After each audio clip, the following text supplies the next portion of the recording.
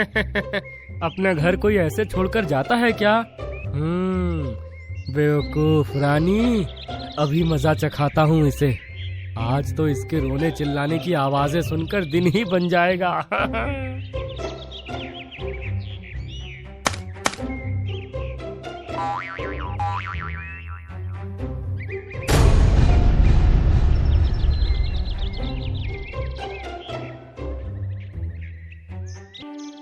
न जाने किस दुष्ट ने मेरा घोंसला उठाकर नीचे फेंक दिया।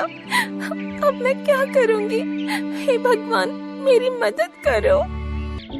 आसमान में काले बादल उमड़ रहे थे, जिन्हें देखकर सुंदर वन में रहने वाली रानी चिड़िया तिनके लाकर जमा कर रही थी, ताकि बरसात में उसके होने वाले बच्चे के लिए सुरक्षित जगह मिल सके। तभी भीखू कौवा वहाँ आ जाता है। अरे रानी, आजकल बहुत भागदौड़ कर रही हो, क्या बात है? कोई खास बात हो तो हमें भी बताओ, पड़ोसी हैं हम तुम्हारे। भीखू भाई, खास बात ये है कि जल्द ही मेरे बच्चे इस दुनिया में आने वाले हैं।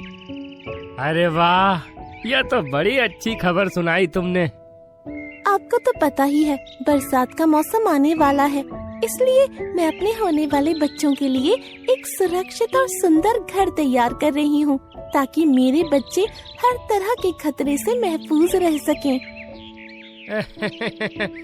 रानी, जल्दी जल्दी अपना घर तैयार कर लो, अब बरसात में ज्यादा समय नहीं है। हाँ भाई, मैं तो सचमुच बहुत खुश हूँ। जल्द ही मेरा भी अपना एक परिवार होगा, मेरे बच्चे होंगे, अपना एक घर होगा। ज्यादा खुश होने की जरूरत नहीं है, मैं भी देखता हूँ तुम अपना घर कैसे बनाती हो। आई बड़ी बच्चों और घर का सपना देखने वाली। रानी चिड़िया भीखू कौवे के इरादे को समझ नहीं पाती। वो रात दिन मेहनत करके एक एक दिन का चुनकर अपना घर बना लेती है। एक दिन रानी चिड़िया अपना घोंसला छोड़कर दरिया का पानी पीने जाती है। तभी भीखू कौवा वहाँ आ जाता है। अपना घर कोई ऐसे छोड़कर जाता है क्या? बेवकूफ रानी, अभी मजा चखाता हूँ इसे।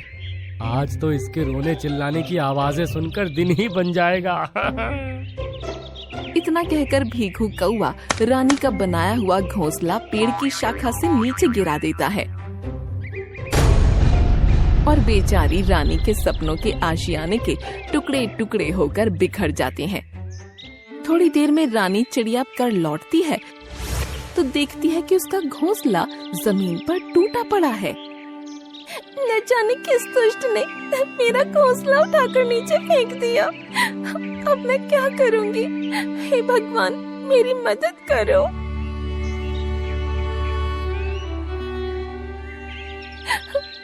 क्या हुआ रानी, क्यों रो रही हो? पिंकी दीदी, पता नहीं किस दुष्ट ने मेरा घोंसला गिरा दिया। आपको तो पता है ना, जल्दी ही मेरे बच्चे आने वाले हैं। अगर मैं घर नहीं बना पाई तो इस बारिश के मौसम में मौका पाकर कोई न कोई शिकारी पक्षी उनका शिकार कर लेगा। घबरा मत रानी, सब ठीक हो जाएगा। बरसात होने में ज्यादा समय नहीं है। हिम्मत कर और अपने बच्चों के लिए घर बना ले। रानी चिड़िया अपने आंसू पोंछकर फिर से अपना घोंसला बनाना शुरू करती है। भीखू कौवा अपने घोंसले में छिपकर सब कुछ देख रहा था। अरे, ये बेवकूफ चिड़िया तो अभी भी नहीं मान रही। लगता है ऐसे नहीं मानेगी। अब की बार ये तिनके लेने जाएगी तो मैं फिर से अपना काम कर दूंगा। रानी तिनके जमा करके अपना घोंसला बना रही थी। अचानक ही आसमान में काले बादल घेर आए और तेज बारिश होने लगी। अरे, ये अचानक से इतनी तेज बारिश कैसे शुरू हो गई? जब तक बरसात कम नहीं हो जाती, मैं यही पेड़ के नीचे छिपकर खड़ी हो जाती हूँ। अगर मेरे तिनके पानी में भीग गए तो मैं अपना घर कैसे बनाऊंगी? इधर रानी अपनी चोंच में पकड़े तिनके की चिंता में डूबी हुई थी। वहीं दूसरी तरफ बारिश का फायदा उठाकर भीखू रानी के घोंसले के पास पहुंचा। ये रानी भी कुछ ज्यादा ही मेहनती है, इतनी जल्दी नया घोंसला भी बना लिया। अभी मजा चखाता हूँ। भीखू अपनी चोंच से रानी का घोंसला फिर से तहस नहस कर देता है।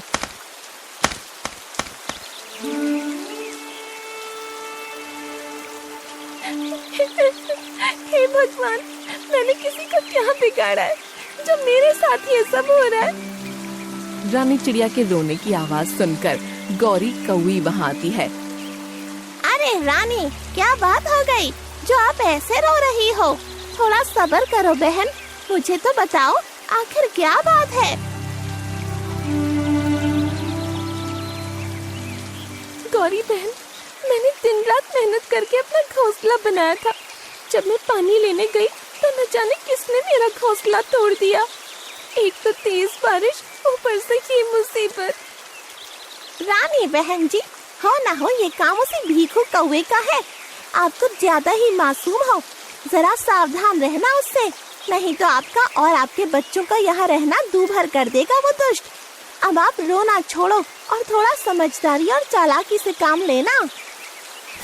इतना कहकर गौरी वहाँ से चली गई।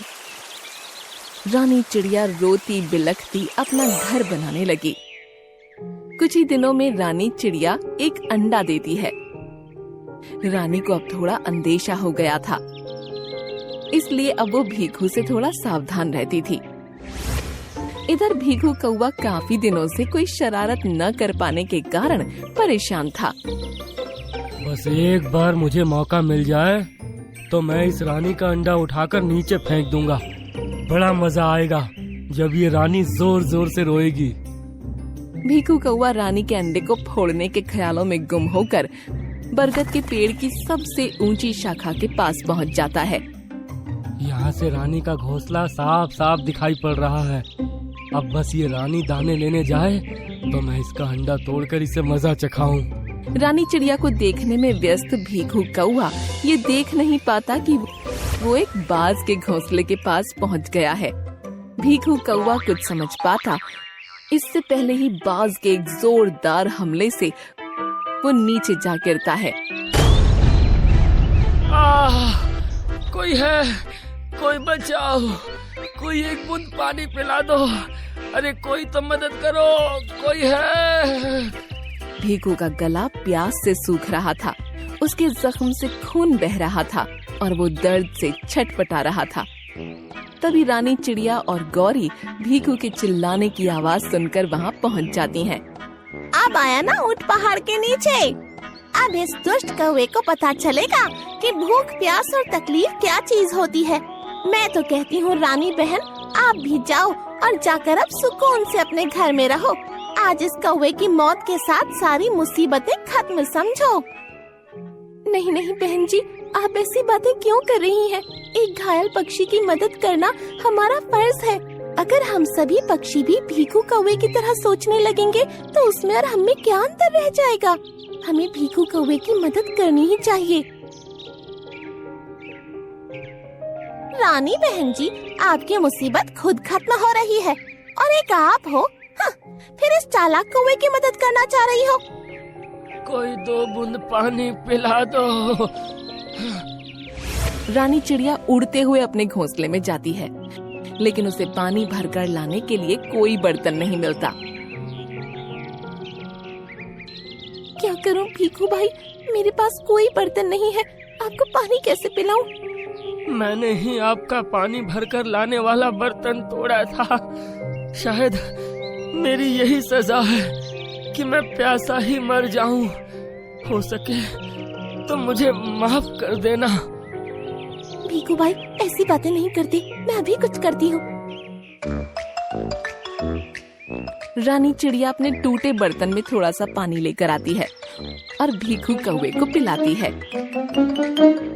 बस यही रहना भाई, मैं अभी वैद्य जी को लेकर आती हूँ और बिल्कुल मत घबराना।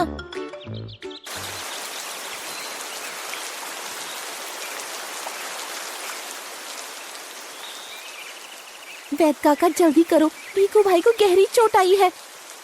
अरे बेटा, अभी तो बाहर बहुत तेज बारिश हो रही है। मैं बूढ़ा हो चुका हूँ, इतनी बारिश में मरीज देखने के लिए नहीं जाता।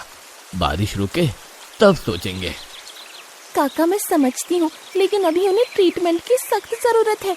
बारिश में उनके जख्म जानलेवा हो जाएंगे। आप चलिए ना। किसी तरह समझा बुझा कर थोड़ी देर बाद रानी वैद्य कबूतर को लेकर आती है। भीखू, आज अगर रानी समय से तुम्हारा इलाज ना करवाती तो शायद तुम जीवित ना होते, किंतु अभी भी तुम उड़ने लायक नहीं हो। अगर मैं उड़ नहीं पाऊंगा तो वैसे भी भूख प्यास से कुछ ही दिनों में मैं मर जाऊंगा। मुझ दुष्ट शैतान कौवे को तो कोई 2 बूंद पानी भी नहीं पिलाएगा। आप ऐसी बातें क्यों सोचते हो भीखू भाई? पड़ोसी ही तो पड़ोसी के काम आते हैं। मैं आपको रोज दाना और पानी लाकर दिया करूंगी। आप बिल्कुल परेशान ना हो, आप एकदम ठीक हो जाओगे। मुझे माफ कर दो। मेरे जैसे दुष्ट पक्षी की तुम इतनी सेवा कर रही हो। मैं तो तुम्हारे अंडे तोड़ना चाहता था, और एक तुम हो जो मेरी जान बचाना चाहती हो। इतना कहकर भीखू कौवा फूट फूट कर रोने लगता है। देखो भीखू भाई, मैं सब जानती हूँ। ये भी जानती हूँ कि आपने ही मेरा घोंसला तोड़ा और आप मेरा अंडा भी फोड़ना चाहते थे, लेकिन आपकी बुराई को देखकर मैं अपनी अच्छाई तो नहीं छोड़ सकती ना। अगर हम सभी बुरा सोचने लगेंगे तो दुनिया से तो अच्छाई खत्म ही हो जाएगी। दूसरों को तकलीफ में देखकर मुझे बहुत मजा आता था। आज मुझे दर्द और तकलीफ का असली मतलब समझ में आ गया है। अब मैं कभी भी किसी पक्षी को परेशान नहीं करूंगा, हमेशा सबके काम आऊंगा। वो सब तो ठीक है, वादा करो कि अपने जख्मों का अच्छे से ख्याल रखोगे और बारिश में बाहर नहीं निकलोगे। रानी की अच्छाई ने भीखू को बदलने पर मजबूर कर दिया था, और इस तरह एक मासूम सी चिड़िया ने एक दुष्ट कौवे को भी अपनी तरह सच्चा और अच्छा पक्षी बना दिया।